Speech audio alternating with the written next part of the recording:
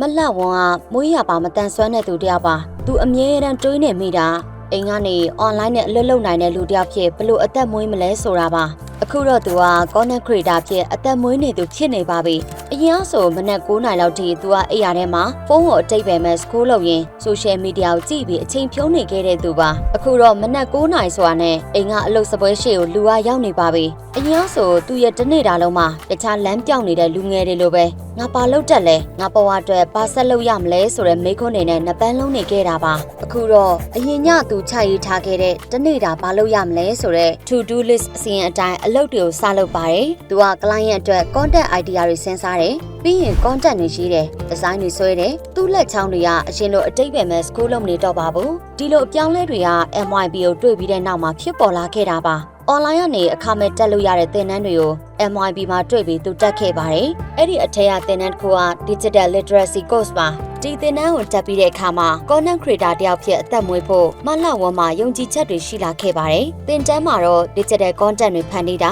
Digital အသက်မွေးမှုပညာရပ်တွေဒီဇိုင်းဖန်တီးတာတွေ AI လို့ခေါ်တဲ့ဉာဏ်ရည်တုအပြင်အသက်မွေးဝမ်းကြောင်းလောက်ကင်လို့သူတွေအတွက်အထောက်ပံ့ပေးတဲ့သင်ခန်းစာအများပြားကိုသူလေ့လာခဲ့ရပါတယ်။အဲ့ဒီနောက်ပိုင်းလိုအပ်တဲ့ skills တွေဆက်လက်ဖြည့်ဆည်းပြီးတော့မလှဝန်းကသူဖြစ်ချင်တဲ့ online နဲ့အလုပ်လုပ်နိုင်တဲ့ freelance content creator တယောက်ဖြစ်လာခဲ့ပါတယ်။ရုံမသွားဘဲနဲ့ online ကနေအလုပ်လုပ်သူတွေရှိကြလား။ဒါဆိုရင်တော့ MYB ရဲ့ digital literacy ကတကယ်တက်ရောက်တဲ့သင်တန်းတစ်ခုပဲဆိုတာလက်တို့လိုက်ပြစေနော်။